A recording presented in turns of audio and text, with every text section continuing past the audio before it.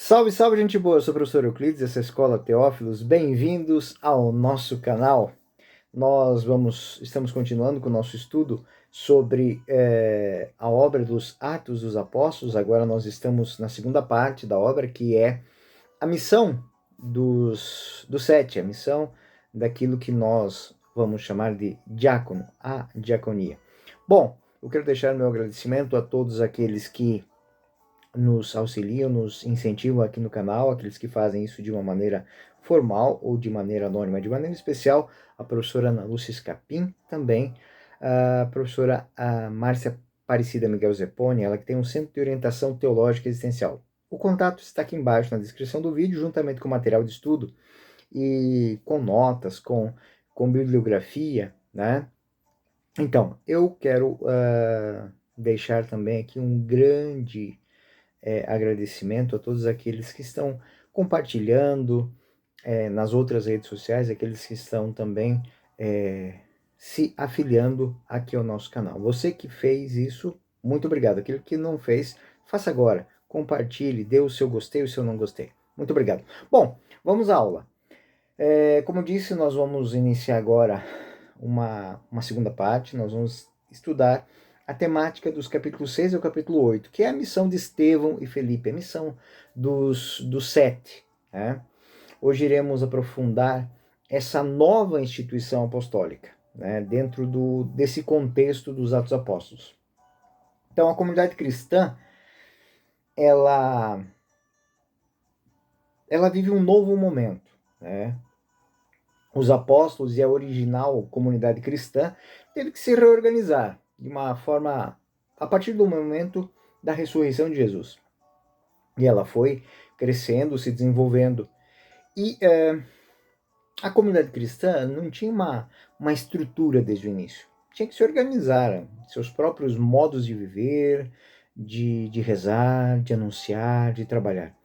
Tudo isso de acordo com as necessidades que iam se apresentando momento a momento dentro da comunidade. No capítulo 6 dos Atos Apóstolos, e a partir dele, começamos a ler o relato de uma nova fase de organização da comunidade primitiva. Nesses primeiros anos, logo após Pentecostes, o grupo de apóstolos ele liderou a comunidade.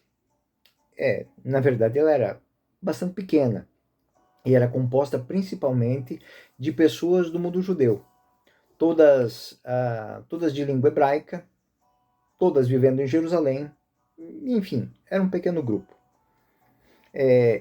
Bem conhecido, diga-se a verdade, mas de fácil organização. Ele era guiado pelo testemunho dos apóstolos, pelos ensinamentos deles, mas como ela vai crescendo, eles têm que estabelecer uma nova mentalidade. É uma questão de criar uma nova maneira de orar, porque a tradição judaica não podem ser continuadas de uma forma simples. Então a grande estrutura da oração judaica foi mantida, sim, mas ela é profundamente renovada pela mentalidade cristã. É uma questão de renovar a maneira de ler as Escrituras, a maneira de ler a história de Israel. Porque agora, com a vinda do Messias, com a vinda de Cristo, esses novos crentes, eles releem a Escritura, mas de uma nova maneira. E à luz das Escrituras, eles entenderam melhor quem é Jesus. E à luz dessas experiências bíblicas e históricas, eles experimentam a história de Jesus de Nazaré e eles entendem melhor as Escrituras. Então, é um acontecimento muito importante, é um ciclo novo que surge. Porque ao ler as Escrituras, eles entendem quem é Jesus. E pensando de volta na história de Jesus, eles entendem e podem reinterpretar a Sagrada Escritura do ponto de vista antigo. E eles têm que reorganizar a própria vida comum. Pregando, eles devem organizar as suas reuniões, a sua maneira de celebrar o culto, para que possam estar juntos. Eles devem organizar toda a vida de uma maneira nova. Contudo, o inevitável acontece. Em um certo momento da comunidade, ela cresce. ela toma volume. Isso ocorre, claro, de uma maneira natural, nós aprendemos isso, mas, embora de uma maneira natural e imperceptível, ela cresce. E aí, aquele grupo que era hegemonicamente judeus, de etnia judaica, passa a ter no meio deles helenistas. Helenistas, ou seja, judeus convertidos, mas de origem grega. Os judeus de língua grega e a comunidade helenista eram muito fortes em Jerusalém. Há um século anterior a Cristo, eles já eram muito fortes. E incluíam pessoas que vinham da antiga bacia do Mesopotâmia. Eram de etnia judaica, claro, de religião judaica, mas de cultura grega. E esse fato tinha expandido muito a sua maneira de pensar, de ver as coisas. A sua visão ela era um pouco mais larga que a dos judeus natos em Jerusalém. Eles tinham uma outra maneira de ver a vida. Eles eram judeus da religião, mas de cultura grega eles eram muito mais abertos. Era um grupo de helenistas, judeus de língua grega, que tornaram-se cristãos, e dois grupos de cristãos foram formados em Jerusalém: o grupo de língua hebraica e o grupo de língua grega. Todos eles são judeus, mas com duas culturas diferentes. E embora todos tenham se tornado cristãos, eles começam a ter atritos, porque a mentalidade é diferente. E aí surge uma nova instituição, o sete. O capítulo 6 dos Atos Apóstolos mostra Lucas com a sua doçura habitual, mencionando esse problema. Lá em Atos, capítulo 6, versículo 1, nós vamos ouvir a narração de Lucas dizendo: naqueles dias, à medida que o número dos discípulos aumentava, o descontentamento surgiu entre os helenistas para com os judeus, porque as suas viúvas eram negligenciadas na distribuição diária. As indicações históricas que São Lucas nos oferece são muito escassas, são muito poucas. A indicação da história cronológica está praticamente ausente naqueles dias, né? Não significa nada. Não sabemos quantos anos depois de Pentecostes. Tudo está inserido na nota positiva do crescimento, enquanto o número aumentou. Justamente porque o número aumentou, o descontentamento surgiu. E aprendemos que esses dois grupos existe uma denúncia que eclode sobre um pequeno caso, uma questão de assistência de caridade.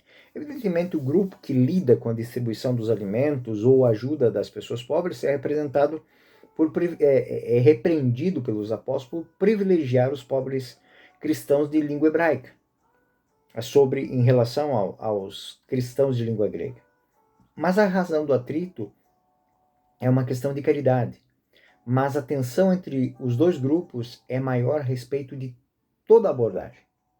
Neste ponto, podemos dizer que precisamente porque os dois grupos são distintos, os apóstolos decidem estabelecer um novo grupo de líderes e eles estabelecem então o sete. E aí nós temos que entender que, juntamente com os 12, eles vão liderar o grupo dos cristãos. Os 12 vão liderar os judeus, então são estabelecidos setes que vão liderar e têm responsabilidade como liderança do grupo de cristão de língua grega. O termo diácono é um termo posterior e é bom, vamos dizer assim, bem objetivamente, não usar neste momento, nem a respeito disso. Porque é uma simplificação dizer que eles instituíram 7 diáconos, porque em nossa língua o conceito de diácono agora é completamente fora da função que estes 7 homens, estes 7 líderes, eles vão ter como instituição. A notícia que São Lucas transmitiu é que, de alguma forma, imprecisa e defeituosa, porque parece que esses 7 homens são configurados para cuidar do serviço do refeitório. Isso não é verdade. Então, com um compromisso de caridade, de bem-estar, na realidade, 2 personagens principais do grupo são apresentados, Estevão e Felipe. E é aqui que nós devemos focar a nossa maneira de estudar esse texto. Por quê? Porque o grande problema não é simplesmente a mesa. Como digo, já nas outras lições, São Lucas ele parte de um fato e em torno do fato ele vai construir uma história. E aquela expressão que eu já disse, uma história pode ser contada 1000 vezes para ensinar coisas diferentes. São Lucas está contando, desta vez, um fato, simplesmente como estopim para chegar a um ensinamento. Esses homens que foram escolhidos, eles são pregadores, são curadores da comunidade, são pessoas muito bem instruídas, são pessoas de uma cultura qualificada. O serviço ao qual são nomeados, em grego, é chamado de diaconia, ou diaconia tu logo, ou seja, a serviço da palavra. São homens que servem, são homens que estão a serviço da palavra de Deus. É um diácono, e o diácono é aquele que efetua um serviço, muito mais que bem-estar no ponto de vista de caridade, de alimentação, de manutenção, são pessoas que querem instruir a alma dessas pessoas. O grupo dos apóstolos, então, estabelece um novo grupo. Esse grupo, os 7, os números, como a gente já estudou, eles têm, no mundo oriental, uma grande importância. Os 12 são representantes das 12 tribos de Israel, portanto, Jesus os escolhe para que eles façam a missão de evangelizar os judeus. E ele o faz para que representem os patriarcas na origem do novo povo a partir do ambiente profundamente judeu. Quando os apóstolos, os 12, instituem os 7, eles escolhem um número que simboliza algo que é universal. Se os 12 são representam as 12 tribos, o povo de Israel, o 7 representa a abertura total ao universalismo da fé cristã. Então nós notamos que a compreensão teológica das Escrituras em si e o significado prático por parte dos cristãos sofreu neste momento um grande crescimento. Se neste momento eles conseguem compreender que os 12 apóstolos representam as 12 tribos e representam em si a universalidade do povo de Israel, agora eles escolhem 7 homens para que eles estejam a serviço da humanidade. E esses 7 de Jerusalém serão precisamente os líderes da comunidade cristã aberta a todos os povos. Parece ser possível dizer que é graças ao trabalho do grupo dos 7 que a fé cristã se abriu a todo mundo. Porque passou-se um tempo, podemos dizer aí, de 3 a 6 anos, que a fé cristã esteve restrita a Jerusalém e aos judeus. E parece que é possível dizer que esses homens são aqueles que vão levar adiante essa expansão. É o primeiro momento em que a igreja inventa algo novo. Esse inventar, esse criar algo novo, esse passar a pensar e encontrar uma solução adequada para uma nova situação, ela experiencia, ela expõe a criatividade do Espírito Santo que se manifesta. Alguns anos antes, esse problema já havia surgido. E no momento em que esse problema surgiu, a autoridade enfrentou e buscou a solução institucional, importante e fundamental, que será entregue para o futuro. E aqui temos uma importância nota de São Lucas para as gerações futuras. Encontrar solução para desafios e não ficar imóvel diante deles. Estes homens são os escolhidos, com essas características, devem estar cheios do Espírito Santo e sabedoria. Por isso já devem ser batizados, devem ser animados por um grande entusiasmo religioso e devem ser pessoas sábias. E essa prerrogativa, pasmem vocês, é seguida até hoje, tanto para os ministros ordenados quanto para os chamados testemunhas ou padrinhos, aqueles que são convidados para auxiliar na tarefa de educar os filhos, os padrinhos, né? Sempre tem que ser pessoas já batizadas, confirmadas com a vivência eucarística, pessoas em unidade com a igreja e pessoas instruídas na fé. Esse adjetivo também significa competente, portanto, educado, culto, capaz de formar os outros. Esses são os 7 escolhidos.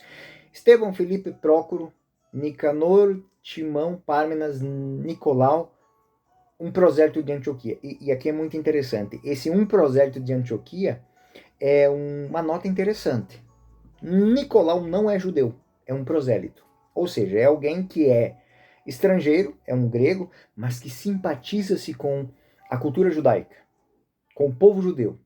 Mas originalmente ele é de Antioquia. E não nos esqueçamos que também essa grande capital do mundo grego é a terra natal de São Lucas. Talvez São Lucas soubesse que Nicolau vivia em Jerusalém e era afiliado ao mundo judeu. E agora ele se torna cristão. E aí nós vamos entender exatamente o grande peso desses 7 homens.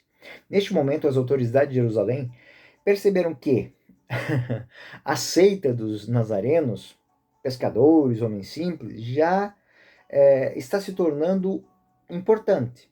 Ela não é formada apenas de pessoas simples, incultos, pobres, mas, e então ela passa a ser uma questão interna, se torna uma questão internacional porque esses homens têm cultura estrangeira. É nesse momento que as autoridades de Jerusalém estão realmente preocupadas, porque viram que pessoas capazes entram no grupo dos cristãos. Ou seja, não são pessoas que estavam à margem da sociedade de Israel. Não são homens que a gente possa usar aquele argumento, gente sem cultura, ignorante, né? Pessoas sem importância. Não. Neste momento, eles estão percebendo que se filiam à fé cristã, que aderem ao caminho, pessoas capazes de julgar, pessoas que têm, do ponto de vista intelectual, humano, cultural, um grande capital cultural. E então o testemunho, ele passa a ter uma grande influência social. Em Atos 6,6 é dito, eles então os apresentaram aos apóstolos, que depois de orar colocaram as mãos sobre eles. E aqui estamos testemunhando um gesto ritual muito importante que entrou para a prática da igreja até hoje. Até hoje, quando um ministro é ordenado, o bispo, o episcopo, lhe impõe as mãos, ou seja, ele transmite aquilo que lhe foi transmitido. Então, essa imposição, esse deitar as mãos, ou seja, o fato de colocar as mãos sobre a cabeça da outra, se torna um rito tão tradicional que é parte integrante desta ordenação, se coloca em ordem. É um sucessor. Isso já acontecia na cultura hebraica para significar que uma missão é transferida, um poder é doado, é transferido. E os apóstolos, colocando as mãos na cabeça desses 7 homens, fazem um gesto simbólico. E aí une-se a frase: o poder de Jesus Cristo nos confiou transmitimos a vocês. Expandimos, né? Fazemos vocês compartilhadores do nosso ministério apostólico, colaboradores conosco, trabalhamos juntos conosco para guiar a comunidade cristã. Ou seja, esses 7 são escolhidos entre os helênicos para conduzir o grupo helênico. Enquanto isso, a palavra de Deus se espalhou. É o que nós vamos ver no versículo 7. Então, em grego, São Lucas vai dizer, ele cresceu. Ele aumentou. O número de discípulos aumentou. Por quê? Porque aqueles de origem helênica que não se aproximavam porque sabiam das diferenças e dos atritos que poderiam ter que enfrentar, agora se sentem motivados. E é uma notícia muito importante, um grupo sacerdotal de Jerusalém, sensível à pregação cristã, ele se aproxima desse grupo. Ou seja, pessoas que tinham,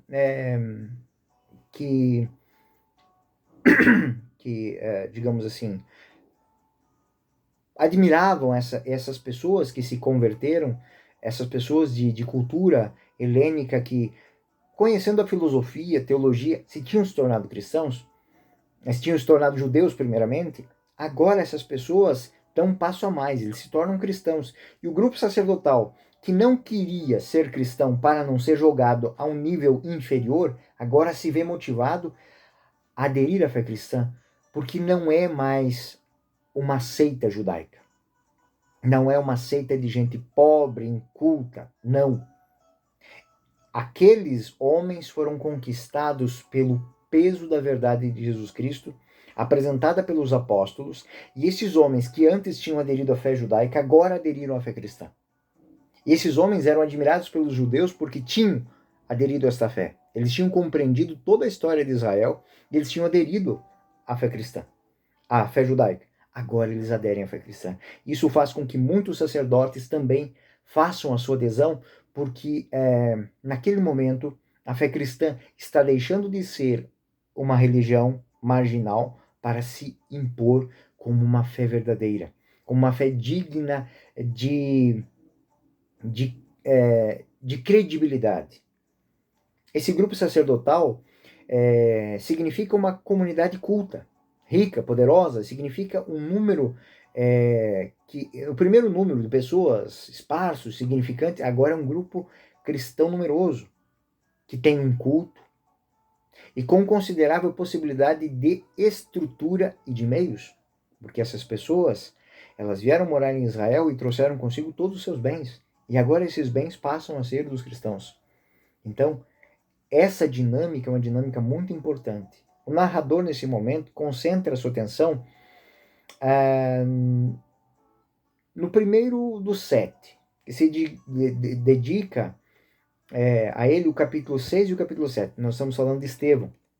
O capítulo 8 vai ser direcionado a Filipe. Mas vamos focar um pouquinho aqui na pregação de Estevão. Talvez nós não consigamos chegar a Filipe hoje, mas vamos focar em Estevão. O valor de apresentar este homem. Né? Vamos ver como é a atividade de Estevão. Estevão, capítulo 6, versículo 8. Estevão, enquanto isso, cheio de graça e fortaleza, realizou grandes maravilhas e milagres entre o povo. E aí ele chama atenção. Versículo 9. Surgiram alguns da sinagoga chamados libertos, incluindo os sirinenses, alexandrinos e outros da Cilícia e Ásia, para disputar com Estevão. Ou seja, judeus de origem helênica vieram disputar com este judeu chamado Estevão. Mas eles não resistiram à sabedoria. Ou seja, Estevão os convenceu. E nesta breve descrição, nós temos o que aqui? Este homem era um homem que tinha uma efusão de sabedoria capaz de fazer com que todos aqueles que antes tinham aderido ao judaísmo façam a sua adesão ao cristianismo. Nesta breve descrição da atividade de Estevão, nós não vemos muito o compromisso próprio com o serviço, com a caridade. Estevão, ele faz a esses homens outro tipo de caridade. Ele é um educador. Ele é um instrutor, ele é um exegeta. Ele é apresentado como um professor, como um especialista que discute com especialistas nas sinagogas helenísticas. Eu vou falar isso depois, mas vou lembrar aqui. Estevão, possivelmente, foi da escola de Gamaliel. Era discípulo da mesma escola que formou Paulo. Várias autoridades, escribas do mundo judeu, de língua grega, estão discutindo com esse homem e não suportam o seu conhecimento, eles não conseguem derrubar os seus argumentos. Porque Estevão é um grande exegeta. Ou seja, ele é um hábil intérprete da Bíblia. Ele releu o Antigo Testamento mostrando as profecias. O capítulo 7, quase todo ele é em cima disso. Santo Estevão está fazendo grandes coisas entre as pessoas. Provavelmente o autor quer mostrar aqui a capacidade de persuasão deste homem, motivado pela fé e pela sabedoria infusa que Deus lhe dá.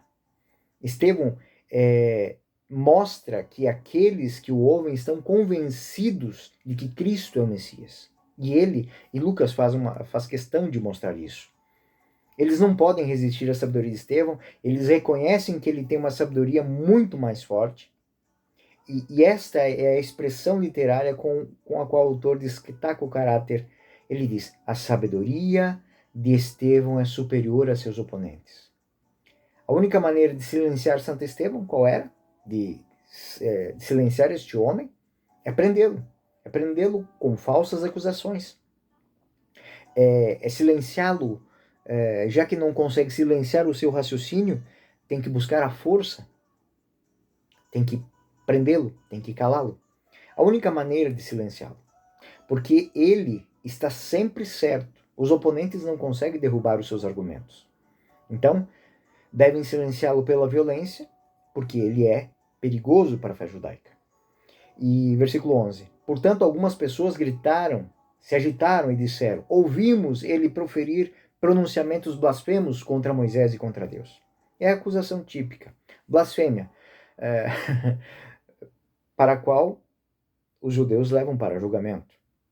Então eles levantaram as pessoas, os anciãos, os escribas, desceram sobre eles, capturaram-nos e arrastaram diante do santuário.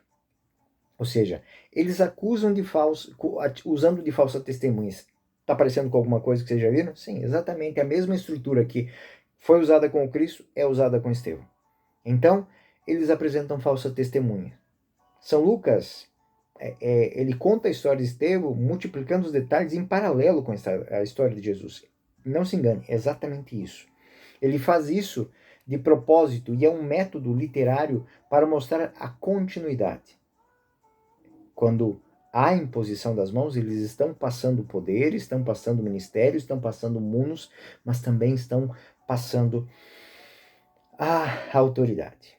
E essa autoridade, ela vai se encontrar com a mesma perseguição que o Cristo serviu. Então, mostra que ele faz o que Jesus fez, ele morre como Jesus morreu, ele teve um processo semelhante ao que Jesus teve. Mesmo contra Estevão, eles dispersam os falsos testemunhos, as acusações falsas, e fazem contra Estevão a mesma estrutura, julgamento injusta, que fizeram contra Jesus. O versículo 14. Nós ouvimos declarar que Jesus, o Nazareno, destruirá este lugar, o templo, e subverterá os costumes que nos foram dados por Moisés. A culpa é sempre de querer destruir o templo. A intenção, aquela frase de Jesus: destruam este templo, em 3 dias eu o reedificarei. Ele estava falando da sua ressurreição. E novamente vem aí aquela ignorância, mas essa ignorância ela se torna uma ferramenta útil quando a gente quer, quando eles querem, né? Aqui notamos que um hagiográfico particular faz parte da vida dos santos. São Lucas está dando uma pincelada na santidade do seu personagem. Ou seja, o sumo sacerdote lhe pergunta, então disse ele: essas coisas são assim? Ou seja, foi isso que aconteceu? E ele responde. O grande discurso de Estevão. Praticamente o capítulo 7 é todo esse grande discurso. O versículo 2 ao versículo 53 é o grande discurso. Ele vai passar por toda a história. Aqui nós temos um dos primeiros grandes tratados da Sagrada Escritura. Será um exemplo construído por São Lucas para mostrar a pregação exegética de Estevão e para o grupo helenistas. Nós não vamos estudá-lo aqui agora, mas eu lembro que ele é muito importante para a dinâmica dos Atos do ponto de vista de quem está estudando o Antigo Testamento. É um discurso muito útil para quem está ou quer fazer uma releitura do Antigo Testamento à luz do Novo. Bom, nós vamos seguir no capítulo 7 a partir do versículo 39, onde Estevão começou com Abraão, recordou Isaac, Jacó, os 12 patriarcas, e mostrou que José, ele teve a sua história no Egito. Depois mostra Moisés, a libertação dos filhos de Israel, a escravidão egípcia, isso tudo ele vai mostrando que os patriarcas, os pais também não queriam ouvir. Ou seja, eles tinham o coração duro, eles estavam interessados naqueles valores, nos seus interesses no Egito. Ele afirma que os judeus antigos, os pais, eram rebeldes, para dizer o quê? Vocês estão sendo rebeldes como os seus pais foram. Eles viveram a idolatria, eles viveram a ganância, eles viveram a escravidão, e vocês estão fazendo a mesma coisa. Então, Deus, quando citam a questão do templo, ele diz assim: Deus não habita em construções feitas por mãos humanas. A posição de Estevão, ela é totalmente contrária ao templo. Ao longo das linhas dos profetas que haviam falado de um culto espiritual, ele contesta as escrituras do templo, do culto sangrento. Ele vai ir exatamente no cerne que os saduceus e os fariseus não querem. Ou seja, que o Cristo, com a nova ordem, ele coloca por terra as instituições judaicas. Então não é mais neste templo ou no outro, como ele disse para a samaritana. Não é, através do sacrifício de bois e touros, mas é o coração.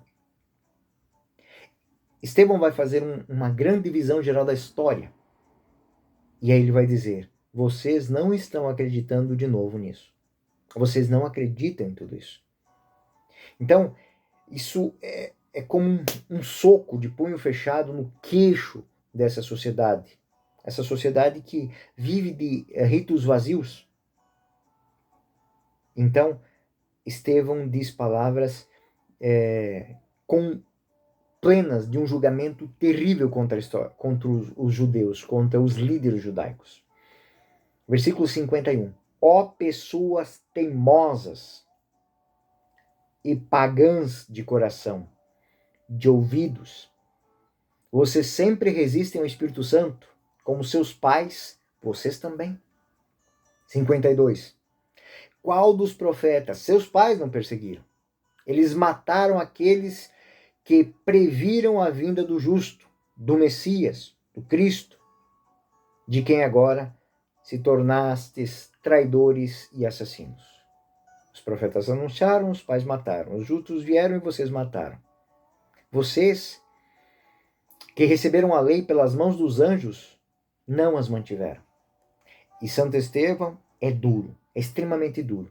É tão duro que podemos aqui dizer: Pedro e João não tiveram a mesma coragem que ele teve. Eles se contentaram em testemunhar que tinham visto, mas eles em momento nenhum disseram que os judeus não tinham visto. Agora Estevão faz uma teologia. Ele explica o significado da história, ele coloca a história diante dos judeus e diz assim: é isso aqui que vocês não estão vendo. É um outro nível de cristão. Não estou desmerecendo os apóstolos, o testemunho deles é para os judeus.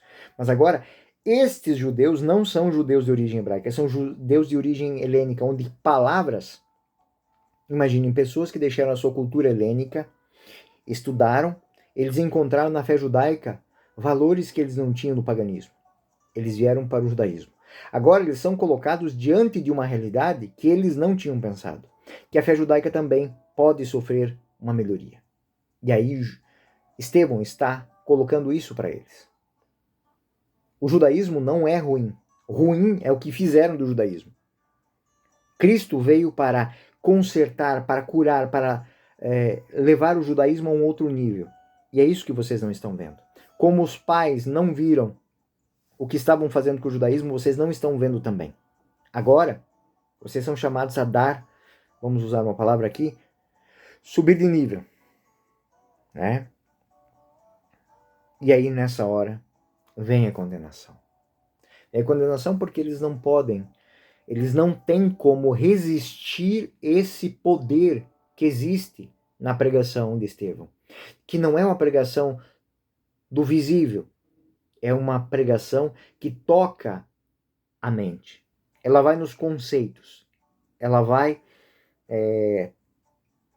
naquele ponto onde que os judeus helênicos podem ser mais abertos de mente, mas também mais exigentes no conceito. Não são pessoas que são motivadas por ver o milagre, por ver um acontecimento esplêndido. São pessoas que, para além do fato, elas querem entender o conceito. Quando eles ouviram o que Estevão tinha dito, e o impacto daquilo, tremeram os seus corações, rangeram os seus dentes. Estevão, cheio do Espírito Santo, fixando os olhos para o céu, disse que viu a glória de Deus e Jesus de pé à direita. Ou seja, ele está dizendo que pela primeira vez, um helênico, um judeu de origem grega, abre a sua mente e abre os olhos. Abre os olhos e vê aquilo que os judeus de Jerusalém não querem que ninguém veja. Ou seja, que a fé judaica é falha, é fraca e é obsoleta. Ele abriu os olhos e quer que aqueles homens também abram os seus olhos e vejam algo muito maior.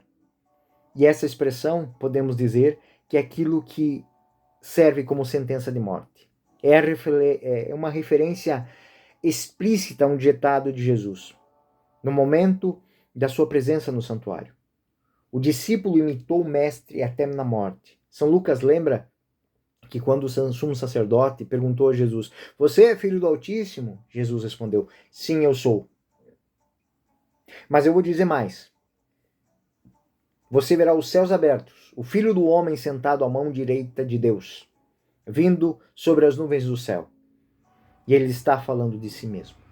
E aí, Estevão agora toma esta frase e diz: "Eu vejo." Se cumpre a profecia, se cumpre o aviso de Jesus.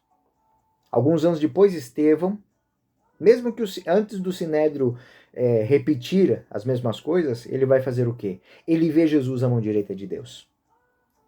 E clama expressamente: "O Filho do Homem, à mão direita de Deus." Estevão é o discípulo para quem a paixão de Jesus Cristo serviu, ou seja, ela fez com que Estevão abrisse seus olhos. Versículos 56 e 57. E disse: "Eis que os céus se abrem, o Filho do Homem que está à mão direita de Deus." Eles então explodiram em gritos, tapando os ouvidos. Eles não querem ouvir. A mesma expressão que desencadeou a sentença de morte de Jesus desencadeia a sentença de morte de Estevão. Todos atacaram juntos. Arrastaram para fora da cidade e começaram a apedrejá-lo. E as testemunhas colocaram seus mantos aos pés de um jovem chamado Saulo. Evidentemente que este homem, ele é um delegado do santuário. É aquilo que é um oficial de justiça. Ele servirá para dar testemunho de que a execução que já havia sido planejada foi executada. Atiraram pedras. É uma forma técnica de dizer que ele garantiu que este homem foi executado. Enquanto atiraram pedras, Estevão, para matá-lo, ele orou e disse: "Senhor, aceita o meu espírito, recebe o meu espírito." É uma frase fortemente semelhante àquela que Lucas atribui a Jesus: "Pai, Pai, em tuas mãos entrego o meu espírito." Isso é o que disse Jesus. O que diz Estevão? Senhor, Senhor Jesus, recebe o meu espírito, aceita o meu espírito. Versículo 70. Então inclinou-se de joelhos e gritou alto: "Senhor, não impute este pecado a eles." Da mesma forma, e com uma forte semelhança, que apenas, e é interessante que só São Lucas observa no Evangelho que Jesus pede perdão por aqueles que o estão crucificando. O próprio São Lucas observa que o discípulo morre como mestre, confiando o seu espírito a ele e pedindo perdão pelos seus assassinos. E aí, final do versículo 60, dito isto, ele expirou. Ele morreu. Neste momento, embora a lição esteja um pouquinho extensa já hoje, eu gostaria de seguir mais um momentinho, se vocês me permitem. É a compreensão profunda do evento. Temos aqui que representar o problema histórico deste momento. Ou seja, como é possível que o Sinédrio condenou um homem à morte por questões religiosas e foi capaz de executar a sentença de morte imediatamente com a pena de morte judaica, apedrejamento? Por que não fizeram isso com Jesus? Quando Pilatos diz: "Tomem vocês mesmos, julguem de acordo com vossa lei", o que os líderes responderam? "Não nos é permitido matar ninguém." Na verdade, o direito penal é gerenciado exclusivamente pelos romanos nas terras da ocupação. De modo que o Sinédrio não pode executar uma sentença de morte se não tiver o aval do governador. E o que acontece? Uma sentença desse tipo só foi possível porque é um período entre a primavera até o outono do ano 36. Porque naquele período de tempo, o promotor romano Pôncio Pilatos, o governador romano Pôncio Pilatos, estava ausente. Por quê? porque o que aconteceu? Ele foi chamado a Roma, né? Depois de 10 anos na região da Judéia, porque o seu nome tinha sido citado num processo. E ele não tinha sido condenado, ele foi defender uma causa, né? Ele foi a Roma apoiar-se no julgamento e é condenado. E depois ele é enviado para o exílio na Gália e aí a gente não sabe o que aconteceu com ele. Mas o que aconteceu? O procurador Marcelo chegou no outono, então na primavera até o outono, sob quem estava a legislação de pena de vida e de morte em Israel por conta do Sinédrio. E aí eles puderam fazer o que eles queriam. Ou seja, com a bênção desses homens, eles estavam com as mãos livres e podiam operar, né? E o que eles fizeram? A primeira coisa que eles fizeram, eles pularam no pescoço das lideranças cristãs. Eles queriam eliminar o grupo cristão. Antes eles tiveram que se contentar em prender, em açoitar, em pressionar, em coagir. Agora não, agora eles podem matar. Agora eles organizaram uma perseguição e eles vão eliminar fisicamente o caráter que consideram perigoso. E eles vão exatamente em quem? Aos líderes daquele grupo. Eles não vão aos apóstolos nesse momento, eles vão aos 7. Porque os 7, como disse, são aqueles homens que estão convertendo aqueles que têm um peso maior. Aqueles homens que são de maior dificuldade de persuasão. Eles vão aos judeus helênicos. Eles não eliminam Pedro nem João, eles eliminam Estevão, porque eles identificam Estevão como a mente, como o personagem naquele momento mais perigoso. Ele é quem organiza, ele é quem explica, ele é quem interpreta a Sagrada Escritura quando questionado. Provavelmente por trás dessa identificação do inimigo número 1 está Saulo. Saulo era aquela pessoa que, quando se colocava diante desses que defendiam a fé cristã, sabia exatamente quem era conhecedor, quem tinha mais poder de persuasão. É um jovem estudioso, como disse, Estevão possivelmente era da mesma escola de Saulo. Estevão possivelmente era alguém que Saulo conhecia e respeitava muito do ponto de vista de exegese. Saulo é quem cuida da execução de Estevão. Saulo é quem quer que esse elemento perigoso seja eliminado. Por quê? Porque ele é um jovem estudioso. Ele é um fariseu. Mas também temos que dizer que ele é um fanático. Né? 6 anos após a Páscoa de Jesus, é muito importante o que acontece. As autoridades se organizam e fazem uma autêntica e sistemática perseguição anticristã. E todos, com exceção dos apóstolos, foram espalhados nas regiões da Samaria. Não que apenas os apóstolos permaneceram, né? Mas aquele grupo de 12 pessoas, aquele grupo dos 12, né? Mas sabemos que a maior parte da comunidade cristã, formada por helênicos, por judeus de origem grega, foi removida de Jerusalém e foram dispersos pela Samaria. E com essa indicação, São Lucas lembra que o leitor aquilo do versículo inicial, que é o primeiro versículo. Serão testemunhas em Jerusalém, na Judéia, na Samaria e até os confins da terra. Jerusalém deixa de ser o centro. Agora o campo de pregação é a Judéia e Samaria. É o segundo círculo. Primeiro círculo, Jerusalém. Segundo círculo, a Judéia e Samaria. E está alargando a pregação. E aí o terceiro será o mundo inteiro. O versículo 4 mostra que essa dispersão, que aparentemente é um prejuízo, se torna favorável à igreja. A dispersão do grupo cristão de Jerusalém talvez tenha sido vivenciado como uma tragédia no momento. Contudo, mais tarde provou ser um fato extremamente positivo, porque a dispersão multiplicou os núcleos cristãos. A palavra de Deus se espalhou. Mas nesse tremendo e dramático momento, a perseguição ela gera horas de angústia. O responsável pela primeira hora de angústia é Saulo. O Sinédrio, naquele ano 36, delega a este homem, que podemos dizer que era fanático pela fé, expulsar a fé cristã e expulsar os nazarenos, os cristãos do caminho. Eles foram colocados na prisão, eles foram convencidos a abandonar a fé, eles foram mortos.